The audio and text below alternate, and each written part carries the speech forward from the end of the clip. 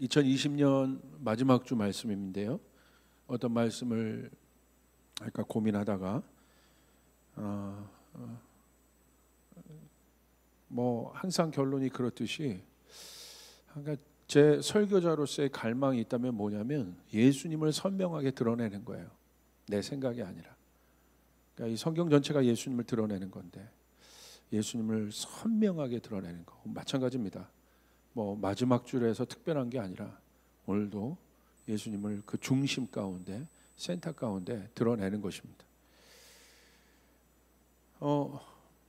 어저께 어떤 일이 있었냐면 제 차가 있는데 한 2일 3일 동안 차를 못 탔어요. 그리고 어저께 이제 나오려고 하는데 시동이 안 걸리는 거예요. 접점이 안 되는 겁니다. 아, 이거 배터리에 문제가 있구나 그런 생각을 했어요.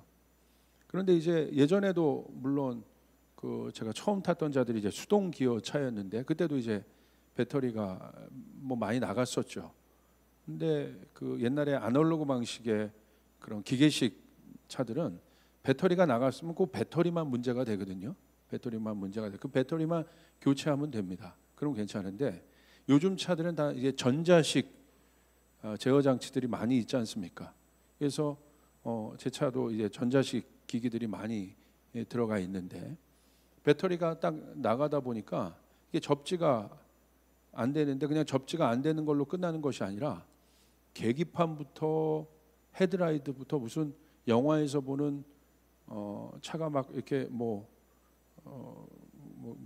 요동하는 거예요. 미친 막 차에 마치 악령이 들어간 것처럼 막 깜빡깜빡하고 헤드라이트가 막 순식간에 막 10번 20번 탁탁탁탁 깜빡거리고 계기판 제가 차에 앉았는데 계기판에 그 계기 여러 가지 수치들이 들어왔다 나갔다가 막 빵빵빵빵 하다가 막 난리가 나는 거예요. 차가 너무 깜짝 놀랐습니다. 좀 그런 걸 처음 봤어요.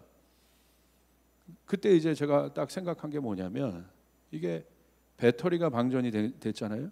배터리가 방전이 되니까 이게 이제 그 과정이 어떤 과정이냐면 이제 배터리가 이제 마지막으로 가는.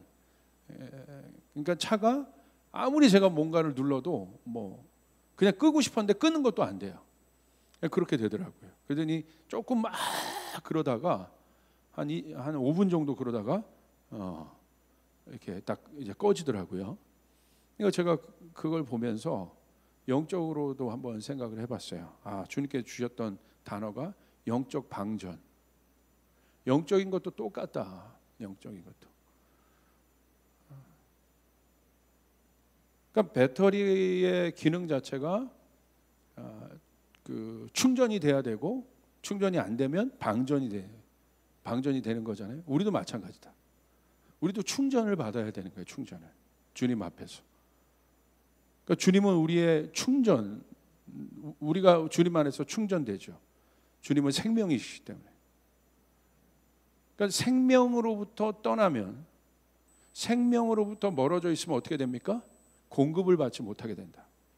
공급을 받지 못하게 되면 결국 어떻게 되느냐? 방전되더라 이거예요. 그러니까 방전되는 곳에 끝나는 것이 아니라 컨트롤이 되지 않는 상태로 가는 것을 보고 아 우리의 신앙도 똑같다. 방전이 되지 않으면 컨트롤이 안 되는 상태로 가더라고요. 정신 뭐 우리의 감정 마찬가지고 모든 영역에서 통제가 되지 않는 겁니다. 그래서 제가 그걸 보면서 굉장히 깜짝 놀랐어요. 아, 마찬가지다. 우리가 주님으로부터 떨어져 있을 때 그 생명의 근원으로부터 떨어졌을 때 우리가 어떻게 되는지 제가 잘 볼 수 있었고 보험회사에서 와서 바로 충전을 해줬습니다. 그리고 그 점프 시킨다고 하죠. 배터리에 점프 시켜서 저한테 그러더라고요. 배터리를 좀 충전해야 되니까 한 1시간 반 이상은 시동을 좀 켜놓으십시오. 정말 그렇게 좀 켜놨더니 또 금방 또 충전되더라고요. 이거 되게 중요하구나. 왜 이 말씀을 여러분에게 드리느냐? 사실 우리가 비대면 예배를 드릴 때는 그래도 교회 한번 오고 금요 예배, 주일 예배라든지 그래도 교회에 왔을 때는 그래서 내가 이렇게 충전받는 마음들이 있어요. 하나님 앞에 충전되고 내가 열심히 세상 밖에 있었다 할지라도 그런 마음이 있는데 이제 비대면으로 있다가 보니까 내가 웬만한 결단과 결심을 갖지 않고서는 주님으로부터 공급받는 것이 참 어렵다는 것을 알게 됐어요. 그래서 우리 사역자들이 여러분 또 스몰별로도 만나고 줌 미팅도 하고 또 성경도 같이 읽는 이유가 이게 영적 원리이기 때문에 그렇습니다. 영적 원리이기 때문에. 영적으로 방전이 되면 이제 그런 일들이 일어나는 거예요. 망가지게 되는 것이. 통제가 안 되는 상태로 가는 거죠. 이게 굉장히 중요한 원리다. 그래서 오늘 제목은 이런 마치 그런 거예요. 이제 신앙은 그 하나님과 나와의 관계를 보는 건데, 나와의 관계를 보는 건데, 내가 어떤 상태로 지금 하나님 앞에 있는가, 영적으로 충만한 상태에 있는가, 그렇지 않은가, 그것을 점검하는 게 이 마지막 주에 제일 필요한 거죠. 그 나를 점검해야 또 2021년을 우리가 또 열어갈 수 있지 않겠습니까? 그래서 오늘 제목은 어디에서 나를 찾고 있습니까? 어디에서 나를 찾고 있습니까? 라는 제목으로 말씀을 나누겠습니다. 이 나를 알기 위해서는 우리 결국 성경을 봐야겠죠. 이 진리의 말씀을 봐야겠죠. 자, 모든 것에서는 시작이 있습니다. 모든 것에는 시작이, 모든 생명에는 시작이 있어요. 그렇죠? 시작이 있고 중간이 있고 또 마지막이 있죠. 이게 시간의 속성인 거죠. 모든 생명은 시간의 속성을 따르기 때문에. 그렇기 때문에 이 시작을 아는 것은 굉장히 중요하다. 근데 성경은 그 시작으로부터 출발합니다. 창세기 1장 1절에 태초에 라는 단어부터 시작한다는 거예요. 처음을 말하는 거예요. 태초, 베레시트, 처음. 그 처음이라는 단어, 태초라는 단어를 썼다는 것 자체가 너무너무 중요한 거예요. 이 태초라는 단어가 굉장히 중요한 단어입니다. 모든 것의 시작이라는 거예요. 가장 본질적이고 근원적인 단어예요. 시작은 뭘 의미합니까? 본질적이고 근원적이라는 거예요. 그 본질과 근원은 뭘 말하는 거예요? 진리를 말하는 거예요. 그래서 성경은 진리입니다. 왜 진리입니까? 이 처음을 다루고 있기 때문에, 시작을 다루고 있기 때문에, 가장 중요한 속성, 본질을 다루고 있기 때문에. 그래서 시작을 알면 뭐가 주어지냐면 이유와 의미를 발견하게 되는 거예요. 오늘 모든 인류가 지금도 모든 것을 동원해서 알려고 하는 것이 무엇입니까? 생명의 근원을 알기 위해 지금도 노력하고 있지 않습니까? 모든 것의 이유, 모든 생명이 존재하는 이유를 알고 싶은 거예요. 그러기 위해서 뭘 알려고 노력하는 거예요? 그 근원이 어디에서 시작됐는지를 알고 싶어 하는 것입니다. 근데 그것을 발견했을 때 어떤 것을 찾게 되는 거예요? 그것이 바로 의미와 이유를 발견한 삶이 되는 거예요. 이유와 의미를 발견한 삶을 우리는 어떤 삶이라고 얘기합니까? 목적이 있는 삶이라고 얘기하는 거예요. 데스티니를 발견한 삶이 되는 것이에요. 이거 굉장히 중요하죠. 창세기는 바로 그것을 다룹니다. 우리가 어디로부터 시작되었는지를 아는 것. 그래서 창세기는요, 강력해요. 모든 일에는 시작과 끝이 있어요. 시작을 알아야 끝을 알 수 있는 거예요. 시작을 알지 못한 채 가는 것만큼 답답하고 불안정적인 것은 없습니다. 내가 어디를 향해서 막 나가요. 그런데 시작을 모르고 간다. 굉장히 불안하죠. 어떤 불안함이냐면 이것은 존재적인 불안함이 있어요. 다 있는데 불안한 거예요. 다 갖췄는데 불안한 거예요. 그 내면 저 밑 깊은 곳에서부터 오는 어마어마한 불안함들이 있어요. 그게 바로 존재적인 불안함이에요. 인생도 마찬가지입니다. 시작을 알고 가는 인생은 중간과 마지막이 굉장히 선명합니다. 내가 어디에 있는지 좌표를 아는 거예요. 어디로부터 출발했다는 것을 알기 때문에 시작을 알기 때문에 내가 어디에 있는지를 아는 거예요. 그리고 내가 지금 어디에 있는지를 아니까 어디로 가는지를 알게 돼요. 굉장히 선명하죠. 분명하죠. 그러나 자신에 대한 시작을 모르고 가는 인생은 언제나 존재적인 물음 앞에서 과거의 자신을 발견하기 위해 노력합니다. 여기 있지만 우리가 현재를 살아가는 이 현재는 미래를 담보하고 있는 현재예요. 그런데 시작을 모르는 사람은 언제나 그 중심이 어디에 가 있어요? 미래가 아니라 어디에 가 있습니까? 과거에 가 있어요. 그러니까 어느 정도 가다가도 한계를 경험하는 것입니다. 답답한 거예요. 왜 그렇습니까? 현재와 미래는 내가 개척할 수 있어요. 내가 만질 수 있어요. 어떤 이 현재를 내가 만질 수 있잖아요. 내가 노력도 할 수 있잖아요. 그런데 이 현재가 담보가 되어서 미래가 또 오기 때문에. 그런데 과거는 어떻습니까? 내가 만질 수 있는 영역이 아니라는 거야. 내 힘이 미칠 수 있는 영역이 아니라는 거예요. 특별히 사람의 시작에 있어서 가장 중요한 것이 무엇이겠습니까? 탄생 아니겠습니까? 태어난 것, 출생. 그 출생을 내가 만질 수 있습니까? 만질 수 없죠. 가장 본질적인 거예요. 그래서 시작은. 그래서 여러분 그런 뭐 프로그램이나 TV나 이런 프로그램 보셨죠? 입양아였던 분들이 나중에 다 성장해서 자신의 시작을 알려고 부모님을 찾는 일들을 많이 보지 않습니까? 왜 그렇겠습니까? 지금 너무 만족하고 너무 성공해 있는데 왜 찾으려고 할까요? 결국 왜 찾으려고 합니까? 나를 발견하기 위해서. 오늘 나는 누구냐? 자신의 존재에 대해서 알고 싶은 거예요. 그래서 찾으려고 하는 거예요. 시작을 알기를 원하는 거예요.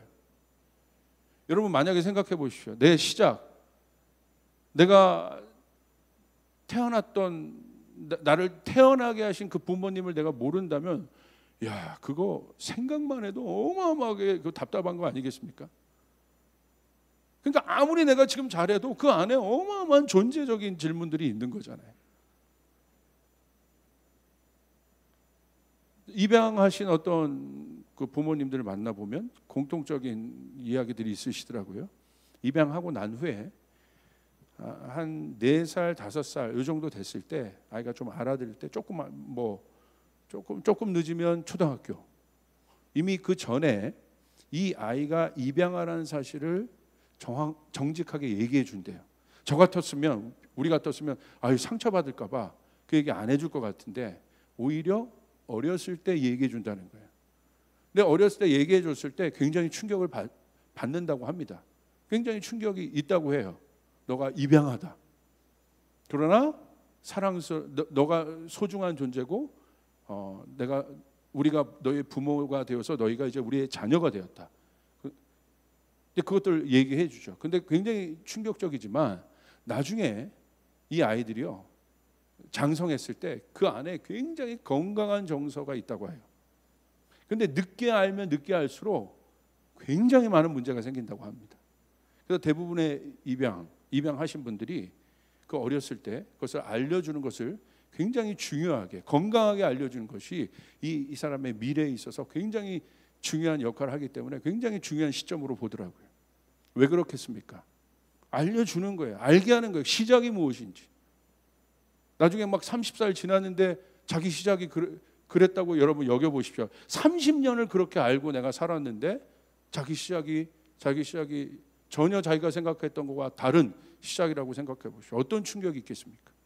30년만큼의 데미지가 있는 거예요. 엄청난 거죠. 신앙과 인생도 마찬가지입니다. 오늘 우리 신앙의 현주소는 만약에 옷 입는 것으로 비교한다면 단추를 끼우는 것과 같은데 우리 인생이 단추를 끼우는 것이라면 성공한 신앙은 어떤 신앙이냐? 첫 단추를 잘 끼운 거예요.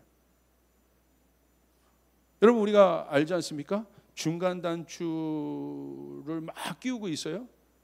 그런데 점점 뭔가 이상한 거죠. 뭔가 안 맞는 것들을 깨닫기 시작하는 거죠. 내 인생이 뭔가 어긋나기 시작한다는 것을 알기 시작하는 거예요. 그러니까 도대체 어디서 막힌 건지, 어디서 묶인 건지, 뭐가 잘못된 건지 갈수록 계속 어긋나는 거예요. 근데 진짜 황당한 건 뭐겠습니까? 잘 끼운 줄 알았는데 마지막에 갔는데 옷이 어긋나 있어요. 여러분 이 인생은 얼마나 황당하겠습니까? 여러분 그럼 방법이 뭐예요? 우리가 옷 입을 때도 단추가 어긋나 있어. 그럼 방법은 뭡니까? 중간에서 어떻게 먼 거를 막 만져서 여러분 단추를 잘 끼우겠어요? 아니잖아요. 어떻게 하겠어요? 다시 단추를 다 풀고 처음 단추부터 시작부터 다시 하는 거예요. 그래야 잘 끼울 수 있어요. 사실 우리가 구원받았다는 것은 시작이 바뀌었다는 거예요. 중간에 내 삶에 예수님이 개입해서 내 삶의 중간에 어떤 것이 나아진 개념이 아니라 내가 구원받았다는 것은 시작 자체가 바뀌었다는 것을 의미해요. 니고데모가 예수님께 물었던 질문이 그거 아니겠습니까? 예수님 뭐라고 얘기하세요? 구원에 대해서 말씀하시면서 뭐라고 말씀하십니까? 네가 구원받으려면 거듭나야 한다. 다시 태어나야 된다. 시작이 바뀌어야 된다. 중간에 내 어떤 것들을 노력해서 나아진 존재가 되는 게 아니에요. 그건 종교입니다. 그러니까 종교적인 관점에서 자꾸 복음을 보려고 그래요. 종교적인 관점에서 자꾸 복음을 이해하려고 해요. 그래서 내가 뭔가 선하게 살고 좋은 생각을 하고 선한 일을 많이 하면 내가 뭔가 나은 존재처럼 여겨지는 거예요. 근데 성경은 그렇지 않다고 얘기해요. 그건 구원이 아니라고 얘기하는 거예요. 구원받았다는 건 뭐예요? 다시 태어나는 거예요. 시작이 바뀌는 것입니다. 단추를 다시 끼워야 돼요.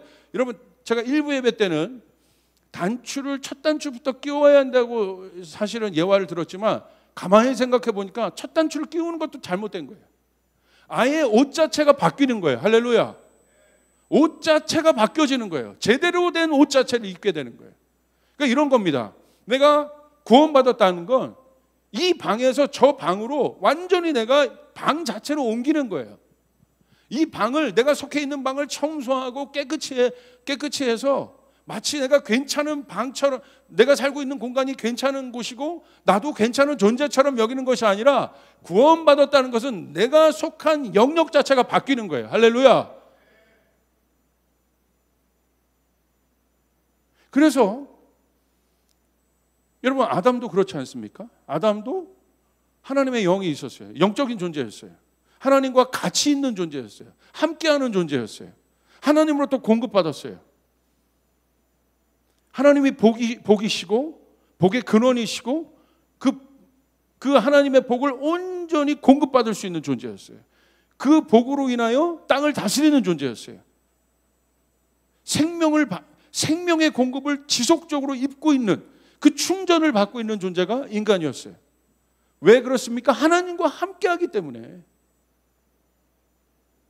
시작이 하나님과 함께 되었고 하나님과 함께 걸어가고 있고 하나님과 같은 영역에서 dwelling하고 있기 때문에.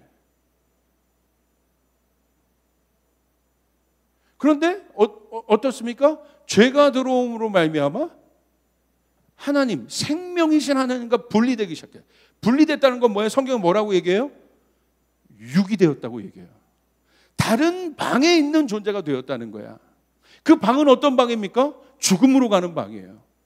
만약에 기차를 탄다고 한다면 내가 가야 될 방향이 부산으로 가야 되는데 기차 자체를 아예 잘못한 겁니다. 그러니까 내가 구원받았다는 건 아까 일부 예배 때 단추를 첫 단추부터 다시 그 옷을 끼워야지가 아니라 아예 다른 옷을 입게 되고 그 다른 옷의 첫 단추가 예수 그리스도라는 사실을 알게 되는 것입니다. 할렐루야. 그게 구원이에요. 그게 구원받은 존재로서의 나를 보는 거예요. 새롭게 시작하는 거 굉장히 중요하죠. 자, 그 첫 시작, 내가 누구인지를 발견하기 위해서 알아야 될 첫 시작, 그게 누굽니까? 하나님께서 사람을 만드셨어요. 아담, 첫사람 아담을 만드셨어요. 왜 그 아담을 보는 것이 나를 발견하는 데 있어서 가장 중요하겠습니까?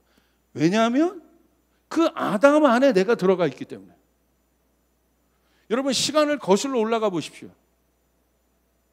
오늘 예수님의 계보에도 계보라고 했어요. 예수님이 어디서로부터 누구로부터 왔는지 성경은 예수님의 계보를 정확하게 소개하고 있습니다. 마태복음 1장 1절에 이렇게 기록되어 있어요. 아브라함과 다윗의 자손 예수 그리스도의 계보라. 족보죠. 아마 여러분도 족보가 있는 분들도 있을 거예요. 내가 누군가. 족보라는 건 뭐예요? 내가 누구인지를 알려주는 거예요, 지금. 어디로부터 왔는지. 성경도 예수님이 그냥 갑자기 나타나신 분이 아니라 예수님이 어디로부터, 예수님의 시작이 어디로부터 시작되었는지 이야기해 주고 있습니다. 뭐라고 얘기해 주고 있습니까? 아브라함. 아브라함은 누굽니까? 믿음의 첫 조상입니다. 그래서 아브라함이 중요한 겁니다. 믿음의 첫 씨앗, 첫 씨앗의 조상이기 때문에 예수님의 계보는 정확하게 아브라함부터라고 얘기하고 있어요. 그래서 우리가 아는 것처럼 2절에 아브라함이 이삭을 낳고 이삭이 야곱을 낳고 야곱은 유다와 그의 형제를 낳고 쭉 예수님의 계보가 있는데, 여러분 이 족보를 공부해 보면 아브라함 안에도 예수 그리스도의 형상이 들어가 있고 이삭 안에도 예수님의 형상이 들어가 있습니다.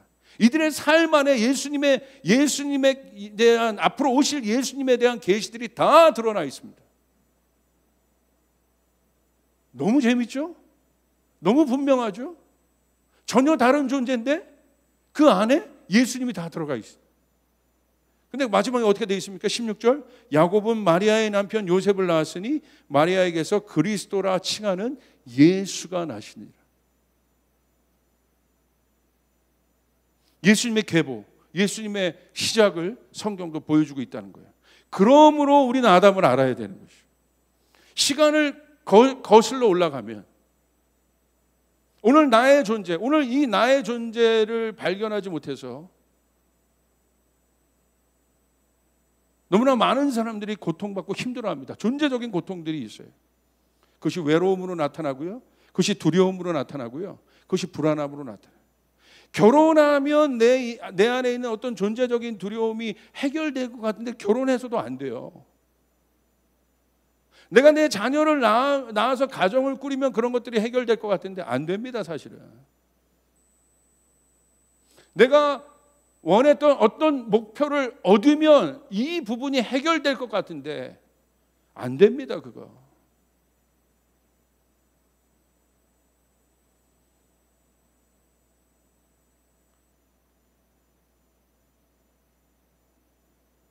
그 나를 발견하는 것이 왜 중요한가? 결혼 속에서도, 가정 안에서도 진정한 나를 발견하는 건 굉장히 어렵습니다. 그러면 여러분, 결혼이 모든 것에, 가정을 이루는 것이, 또 애를 낳는 것이, 또 좋은 직장을 얻고 내 꿈을 이루는 것이 자아실현, 나를 발견하는 자아실현의 어떤 목적이라면 그렇게 된 사람은 다 그렇게 돼야 되잖아요. 결혼한 사람은 다 자아실현해야 되고, 좋은 직장을 간 사람들은 또 원하는 목표를 원하는 사람은 다 자아실현해야 되잖아요. 근데 그렇지 않잖아요. 거기에는 오류가 있으면 안 되지 않습니까? 그것이 방법이라면. 그런데 우리는 그것이 절대적인, 그건 상대적인 거예요.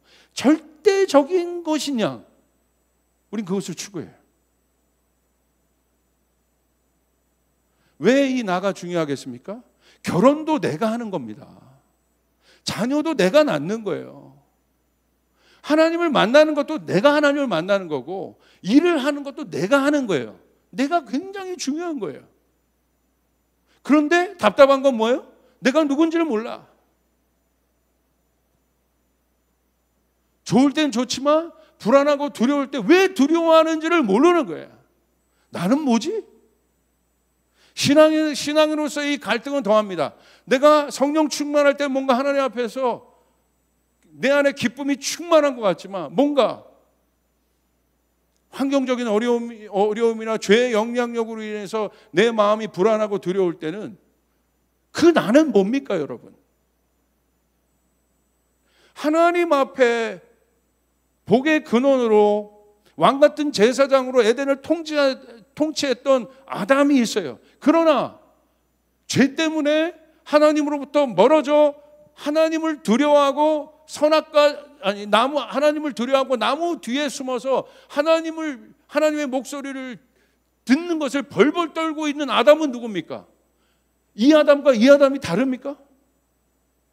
성경은 뭐라고 얘기하고 있어요? 같은 아담인데 다른 아담인 거예요. 우리도 그것 때문에 힘든 거예요. 나는 분명히 나인 것 같은데 내 안에서 하나님을 갈망하는 나와 또 죄의 것을 좋아하고 또 그 야망과 유혹과 그 음란함과 이 모든 것에 노출된 나를 또 봐요. 그 나는 뭡니까?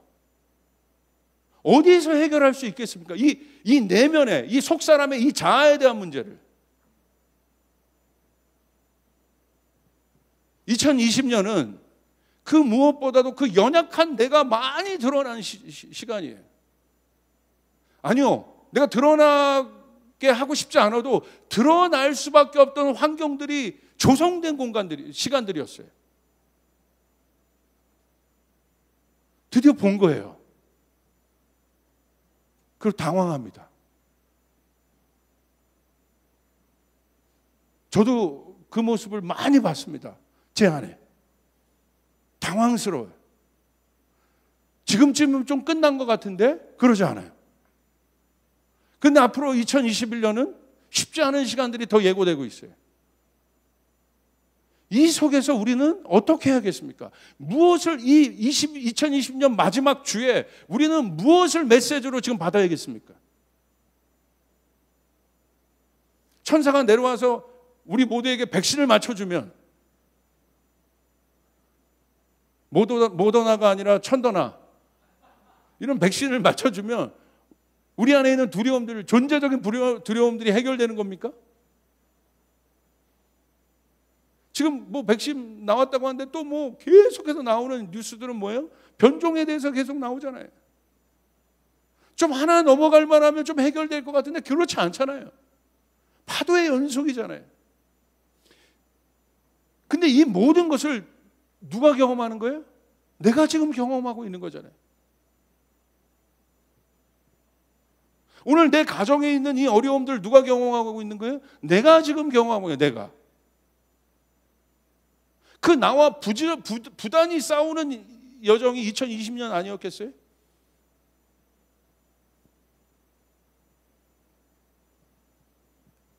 종교는요, 그 내가 없어요. 바벨탑과 똑같기 때문에, 자기의 노력이기 때문에, 자기의 노력으로 뭔가를 개선하려고 하기 때문에 그게 종교예요. 그러니까 이 종교적인 사람의 눈은 항상 자기 자신이 아니라 어디를 봐요? 남을 봐요. 남이 뭐하나, 남이 잘 돼도 배 아프고 남이 못 되면 업신여기고, 모든 눈이 자기에게 있지 않아요. 남에게 있습니다. 항상 비교하고 상대적이고. 여러분, 이게 어마어마한 죄의 뿌리라는 게, 선악과 보십시오. 선악과는 뭡니까? 하나님이 만드신 나가 아니라, 하나님의 형상이 아니라 사단이 만들어준 나를 찾으라는 거예요. 근데 그 나는 뭐예요? 사단이 만들어준 나. 너는 선악을 분별하는 존재가 될 것이다. 선악을 분별하는 존재는 하나님밖에 없어요. 그러니까 사단이 만들어준 나는 뭐예요? 사단이 세팅한 나는 하나님과 대립관계에 있는 나를 만드는 거예요.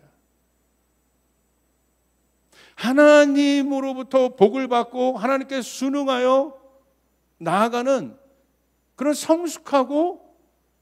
성숙한 자녀의 모습이 아니라 대립자로 만든 거예요. 경쟁자로 만든 거예요. 그 예가 뭡니까? 그게 선악과예요. 하나님이 이 일을 선이라고 얘기하셨어요. 근데 나는 악이라고 얘기하는 거예요. 내가 판단자인 거예요. 하나님이 이 일을 악이라고 얘기하셨어요. 근데 나는 선이라고 얘기하는 거예요.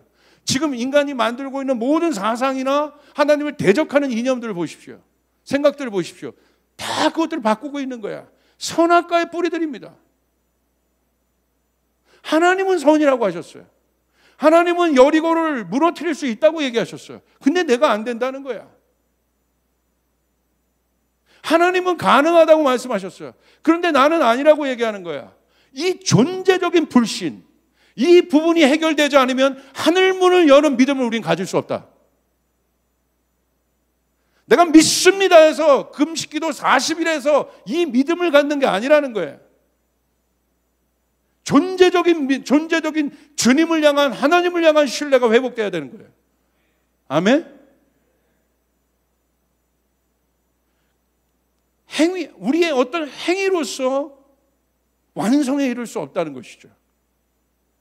그것이 우리가 첫 번째 아담, 오늘 알아야 되는 것이 중요한 것이 그 첫 번째 아담이 결국 어떻게 했습니까? 실패했잖아요. 유기됐잖아요. 우리가 우리를 타고 올라가니까 어디까지 가요? 그 시작. 우리의 시작은 어디입니까? 아담인 거예요. 그 첫 번째 실패한 아담, 하나님과의 대립구조, 하나님과 대립각을 만들었던 그 아담 안에 누가 있습니까? 내가 있는 거야. 오늘 하나님의 말씀이 분명함에도 불구하고 우리 청년들 안에 하나님을 자꾸 대적하여 가고 싶어하고 뭔가 하나님의 말씀만으로는 충분하지 않을 것 같은 어떤 결핍된 마음의 뿌리는 어디냐면 첫 번째 아담의 그 형상이 내 안에 있는 거라.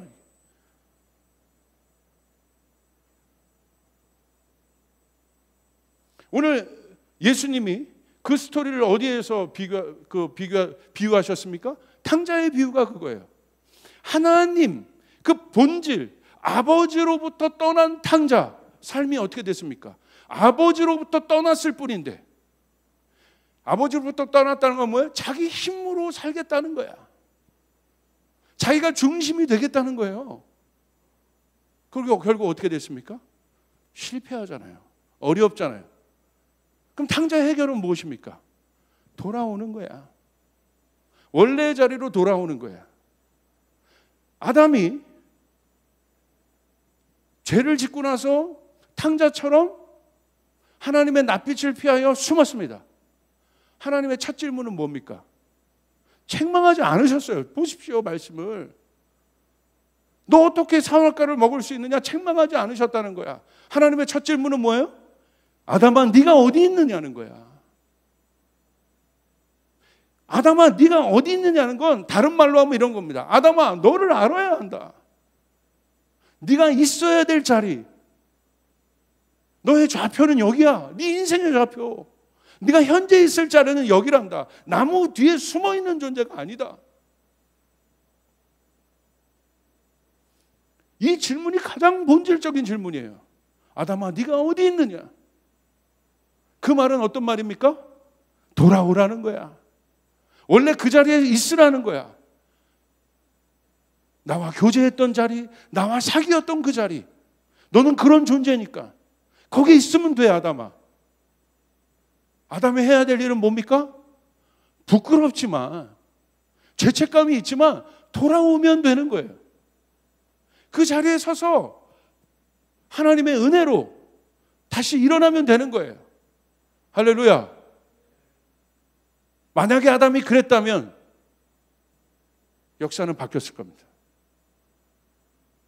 근데 아담이 그렇게 하지 않았잖아요. 아담아, 네가 어디 있느냐? 오늘 탕자를 향한 아버지의 마음 안에 있는 음성도 똑같은 거예요. 탕자, 네가 어디 있느냐? 너는 지금 돼지 주염나무나 먹고 있는 열매, 세상이 주는 그런 열매나 먹고 있는 존재가 아니다. 거기선 절대 너 행복할 수 없다. 탕자야, 네가 어디 있느냐? 그러니까 탕자가 어떻게 합니까? 결단하죠. 여전히 부끄럽고 여전히 죄 가운데 있음에도 불구하고 탕자가 결단해. 어떻게 결단합니까? 아버지 집으로 돌아오기로 결단합니다. 근데 그 돌아온다는 건 뭐예요? 그 돌아옴, 원형으로, 원뜻으로 슈브라고 해요. 돌이키다, 회개를 말하는 거예요. 돌이키는 거예요. 가면 되는 거예요. 제가 일부 예배 때 이 설교를 하고 제 설교를 들었던 장로님과 대화를 하다가 아주 놀라운 대화가 있었어요. 목사님, 얼마나 일부 예배 때 제가 이 설교를 듣고 오늘 감동을 받았는지 모릅니다. 사실 우리가 갖고 있는 회개의 개념이 다른 것 같습니다. 맞습니다. 원뜻으로 보면 그냥 돌아오라고 얘기하는 거. 돌아오라, 그냥. 네 자리로, 원래 너의 자리로. 내가 만들었던 그 자리. 탕자가 아버지의 아들입니다. 그 아들이 지워집니까? 존재적인 그 사실이 지워집니까? 저희 딸들이 있어요. 잘못했어요. 제 마음을 아파하게 나갔어. 그런다고 해서 여러분, 그 DNA가 지워집니까? 존재가 지워집니까? 스스로 지우지 않는 한 그게 지워져요? 돌아오면 되는 거야. 그 성경은 돌아오고 있는 아들 향해서 아버지가 어떤 모습을 하고 기다리고 있어요? 두 팔을 벌려 환영하고 있잖아요. 그게 돌이켜. 그러니까 탕자가 뭔가를 깨닫고 옷을 갈아입고 얼굴 깨끗이 하고 머리에 기름도 바르고 포마도 바르고 뭔가 옷도 잘 차려입고 그러고 아버지 학교에 갔냐는 거야. 회개가 그 고칠 게잖아요. 근데 이게 굉장히 유교적 단어예요. 맞아요. 내가 뭔가를 고쳐서 갔냐는 거야. 사실은 회개가 아니라 회귀의 개념이 맞습니다. 돌아가는 거예요. 우리의 회개는. 우리가 우리 자신을 고칠 수 없는 거예요. 우리가 우리 자신을 개선시킬 수가 없는 거예요. 돌아가니까 왜 예수님이 그 비유를 해주셨겠어요? 이 탕자의 비유가 두고두고 화제가 되는 이유가 신구약에 나타난 모든 복음이 이 탕자의 비유 안에 다 들어가 있는 겁니다. 할렐루야. 돌아오라는 거예요. 돌아오라. 그 자리에 있는 너를 발견해라. 이미 있는 너를 발견해라. 그러니까 갔을 뿐인데 아버지가 어떻게 합니까? 회복시켜줘요. 아버지 집 안에 있다는 것만으로, 아버지 안에 있다는 것만으로 그에게 모든 권위를 다시 회복. 자, 원래 있었던 거예요. 원래 아들이기 때문에 갑자기 탕자를 위해서 만들어 주신 것이 아니라 당연한 거야. 당연한 거. 우리에게 있는 회복은 당연한 겁니다. 우리에게 있는 치유는 당연한 겁니다. 우리에게 있는 능력은 당연한 겁니다. 할렐루야. 왜? 아버지의 아들이기 때문에.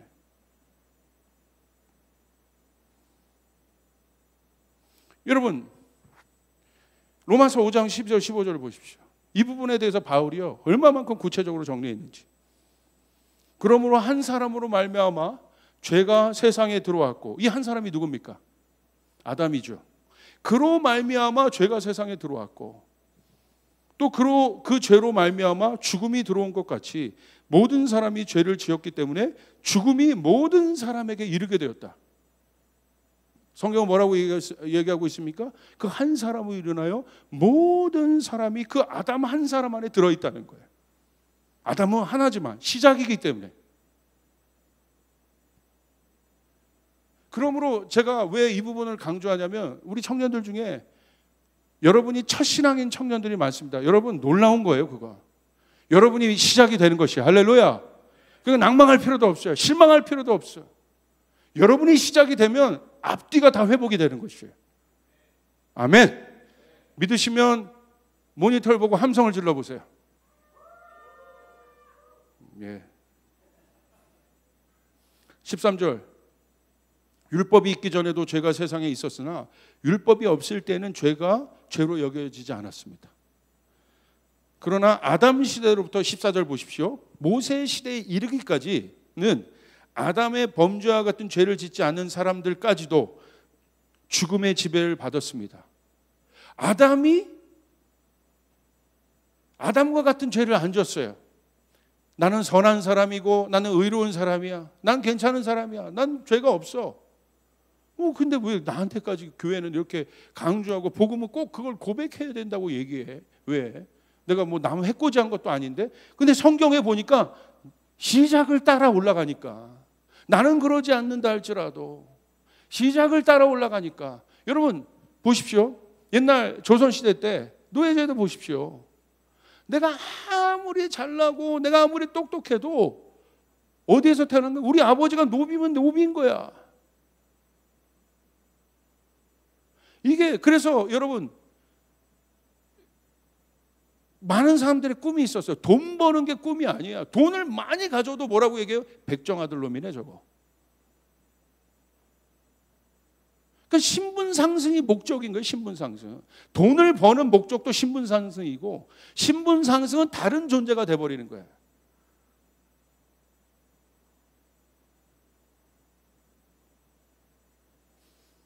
선비가 있어요. 양반 가문이 있었어. 돈이 없어. 그래도 양반인 거예요. 이게 우리가 그런 차원으로도 한번 이거를 제가 말씀드리고자 하는 건 신분의 어떤 걸 얘기하고 있는 것이 아니라 존재적인 걸 얘기하고 있는 거예요. 예수님이 우리 가운데 오셔서 우리의 존재를 바꿨다는 게 뭐냐? 그런데 우리가 여전히 다른 것으로 인하여 내가 이 노예의 신분에서 나갈 수 있다고 생각하는 거죠. 여러분 보십시오. 14절 15절 보겠습니다. 그러나 하나님께서 은혜를 베푸실 때 생긴 일은 아담 한 사람이 범죄했을 때 생긴 일과 같지 않습니다. 한 사람의 범죄로 많은 사람이 죽었으나 하나님의 은혜와 예수 그리스도 한 사람의 은혜로 말미암은 선물은 많은 사람에게 더욱더 넘쳐나게 되었습니다. 할렐루야. 오늘 바울의 위대함은 이겁니다. 한 사람 안에 인류 전체를 얘기해버려요. 그리고 바울은 다른 한 사람을 여러분 내세웁니다. 오늘 14절을 보십시오. 아담은 장차 오실 분의 모양. 왜 이 바울이 이 얘기를 했겠습니까? 첫 번째 실패한 아담 안에 우리가 다 들어가 있는데 거기서 내가 아무리 노력해도 벗어날 수가 없는 거야. 내가 왕이어도 벗어날 수가 없는 거야. 내가 빌 게이츠 같은 부자여도 첫사람 실패한 죄인의 아담 속에서 우리가 나올 수 없는 거예요. 근데 바울은 얘기해요. 오히려 그 실패한 아담이 장차 오실 그리스도의 모형이 된다. 그렇기 때문에 우리는 누구를 기대합니까? 두 번째 아담을 기대하는 것이에요. 그분이 와서 첫 번째 아담 안에 들어오셔서 아담의 모든 것을 짊어지시고 그분이 어떻게 하셨습니까? 죽으신 거예요. 첫 번째 아담을 죽이신 거예요. 그리고 그분이 죽음에서 끝나는 것이 아니라 그건 하나님만이 할 수 있는 것입니다. 다시 태어나는 거, 다시 부활하는 거. 할렐루야. 스스로 부활하신 것. 그리고 스스로 부활하셔서 주님께서 첫 번째 아담의 원형을 회복하신 것이에요. 그리고 오늘 예수로 말미암아 우리는 어디에 있습니까? 실패한 아담에 있는 것이 아니라 두 번째 회복된 하나님의 형상 안에 있다는 사실을 믿으시길 바랍니다. 오늘 우리는 거기에 있는 것이에요. 그분으로 말미암아 새롭게 시작된 것이에요. 오늘 내가 예수를 믿었다는 건 예수님으로 인하여 나의 모든 것이 바뀌었다는 것이에요. 아멘. 아멘. 청년들 헷갈리지 마십시오. 두려워하지 마십시오. 불안해하지 마십시오. 현재의 상황을 보며 일비일리하지 마십시오. 존재적인 안정감을 찾으십시오. 주님 안에 있는 존재적인 안정감을 가지시길 바랍니다. 이게 복음이요. 이게 십자가의 메시지요. 얼마나 강력한 것입니까? 그러므로 이제 우리는 실망하지 않습니다. 이제 하나님 우리에게 물어요. 이제 네가 어디 있느냐? 그러면 이제 우리는 얘기해야 돼요. 가슴에 손을 대고 외쳐야 돼요. 나는 실패한 아담 안에 있지 않는다. 나는 그리스도 예수 안에 있다. 승리 안에 있다. 오늘 이 질문이 우리에게도 있는 것이에요. 웅부전사, 당신이 어디 있습니까? 라고 물을 때 뭐라고 대답할 거예요? 아멘. 예수. 여러분, 이 예수가 얼마나 실제적인 여러분 의미냐는 거야. 뭔가 여기를 시원하게 하고 뭔가 여기 그럼 예수 고리탑은 아니요. 여러분 이 예수의 이름만큼 귀한 것이 없어요. 할렐루야. 말씀을 보십시오. 우리는 그 예수를 높여야 되는 것이에요. 우리는 오늘 어디에 있습니까? 내 감정과 이것과 상관없이 우리는 어디에 있습니까? 예수를 믿음으로 말미암아 우리는 주님 안에 있게 된다. 주님 안에 있다는 건 무엇입니까? 원래 아담의 원 모습, 복의 근원 그 모습. 하나님과 독대하며 하나님과 사귀며 하나님과 함께 거닐며 그 지성소가 바로 그 개념인 거예요. 하나님과 함께 거하는 그 장소에 우리는 다시 있게 되었다. 다시 우리는 눈에 보이지 않지만 에덴으로부터 쫓겨났지만 예수님으로 말미암아 그 에덴으로 다시 돌아간 것이에요. 그러니까 성경이 마지막에 뭘 얘기합니까? 그 원유맨을 얘기하잖아요. 한 사람을 얘기하는 거야. 그 새 한 사람을 다 기대하는 거예요. 마지막 그 모든 것을 완성시킬 우리를 통해서. 로마서 8장 1절 2절 로마서 7장에는 그 싸움을 합니다. 막 싸우죠. 두 자로. 로마서 8장 1절 드디어 바울이 아주 깨달았어요. 내가 뭔가를 또 개선하고 노력하고 뭔가 종교적인 어떤 행위를 해서 내가 변한 것이 아니라 하나 깨달았습니다. 강력한 진리. 그건 뭡니까? 예수 안에 있는 나. 로마서 8장 1절 2절 우리 같이 한번 크게 한번 읽어봅시다. 시작. 그러므로 이제 그리스도 예수 안에 있는 자에게는 결코 정죄함이 없나니 이는 그리스도 예수 안에 있는 생명의 성령의 법이 죄와 사망의 법에서 너를 해방하였으며. 할렐루야. 우리가 확인할 것은 뭡니까? 내가 예수 안에 있다는 것. 그것만 확인하면 되는 거예요.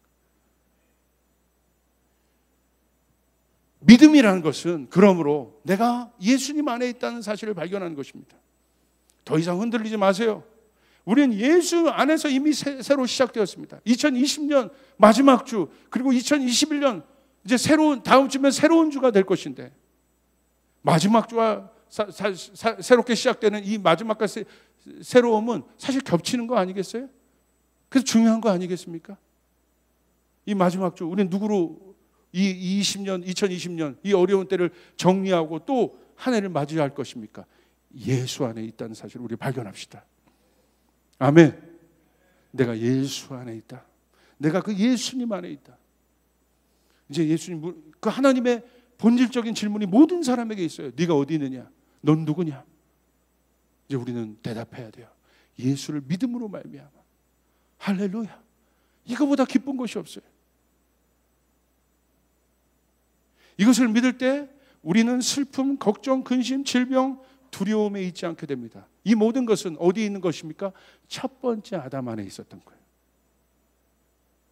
그런데 예수님 안에 그 십자가는 게이트라고 했어요. 십자가의 게이트로 말미암아 우리가 지성소, 예수님 안에 있어요. 예수님 안에 뭐가 있습니까? 치유가 있습니다. 예수님 안에 회복이 있습니다. 예수님 안에 능력이 있습니다. 예수님 안에 기적이 있습니다. 그래서 믿음의 역사는 바로 이걸 아는 거예요. 히브리서 10장까지, 히브리서 1장부터 10장까지 주구장창 히브리서 기자가 외치는 건 뭐예요? 예수를 드러내는 것이에요. 그분이 어떤 분인가? 왕의 기름 부음을 받은 예수가 누구인가? 1장서부터 그분이 누구신가? 제사장이신 예수는 누구인가? 그러면서 히브리서 11장으로 가서 믿음장으로 바뀌는데, 믿음은 바라는 것들의 실상이요 보지 못하는 것들의 증거는 샤먼적으로 내 안에 있던 소원풀이 하는 진리가 아니라, 그 증거가 누굽니까? 바라는 것들, 모든 만물이 그 예수가 드러나기를 바라는 것이에요. 할렐루야. 히브리서 11장 1절은 예수님에 대한 거예요. 예수님에 대한 거. 우리는 다른 것을 소유한 것이 아니라 예수님 안에 있게 되면 우리 안에 능력이 회복되고, 우리 안에 예수님 가운데 허락되신 모든 부유함과 풍성함들이 우리 안에 절로 회복된다는 사실을 여러분 믿으시길 바랍니다. 그러므로 베드로가 그 성령 체험하고 변화된 나로, 여러분 성전 미문에 있었던 여러분 안진뱅이를 만납니다. 베드로가 뭐라고 고백합니까? 어마어마한 걸 고백하죠. 은과 금은 내게 없다. 그러나 내게 있는 것을 내게 준다. 내 안에 뭐가 있습니까? 예수의 이름. 근데 그분의 이름 어떤 이름입니까? 능력의 이름. 안진뱅이를 세우게 할 수 있는, 걷게 할 수 있는 이름. 우울함과 슬픔 가운데 빠졌던 사람들을 기쁨으로 바꿀 수 있는, 제 대신 화관을 줄 수 있는, 근심 대신 찬송의 옷을 입힐 수 있는 그 믿음이 예수 안에 있다는 걸 발견한 것이, 일어나 걸으라. 기적이 일어나게 된 거예요. 우리는 이 어마어마한 능력에 도전해야 돼요. 우리 청년들은 이 능력이 회복돼야 돼요. 하나님의 능력이 여러분 가운데 부어져야 되는 것이에요. 2021년 믿음으로 나아가야 됩니다. 그리고 하나님이 하신 일을 봐야 되는 것입니다. 우리 조이풀 청년들은 이미 그렇게 준비되어 있어요. 오랫동안. 신나죠? 아멘. 오늘 이제 고백합시다. 나는 예수 안에 있다. 예수 안에 있는 나를 발견할 때 진짜 믿음이 생겨나게 되는 것입니다. 그 믿음으로 승리하는 여러분 되시기를 바랍니다. 여러분의 가정은 예수님 안에 있습니다. 우리 교회는 예수님 안에 있습니다. 대한민국은 예수님 안에 있습니다. 열방은 예수님 안에 있습니다. 그러므로 이 진리를 선포합시다. 믿음으로, 설명이 아니라 선포로, 캐리그마야 이 말씀이 회복되어 승리할 수 있는 우리가 되기를 주님의 이름으로 축복합니다. 아멘. 우리 신나는 사람은 환호성 한번 질러요. 아멘. 기도하겠습니다. 예수님 감사합니다. 예수님 감사합니다. 내가 예수 안에 있다는 것, 예수님 안에서 내가 회복되었다는 것, 예수님과 함께 내 옛자가 죽고 다시 부활했다는 것, 오늘 내가 그 예수님 안에 있다는 이 엄청난 사실이, 진리가 오늘 내 삶의 능력이 되게 도와주시옵소서. 믿음대로 되게 도와주시옵소서. 우리 청년들이 가는 곳마다 작은 예수가 되어 아버지 묶였던 영역들을 자유케 하게 도와주시고, 가난했던 영역을 부유케 하는 아버지 일들이 일어나게 도와주시고, 이들이 바라고 소망하는 모든 것들이 실제가 되기로, 아버지 하나님 실제가 되기를 주님 함께하여 주시옵소서. 하늘 문을 열시고 아들의 영으로 부어 주시옵소서. 감사를 드립니다. 예수님의 이름으로 기도드리옵나이다.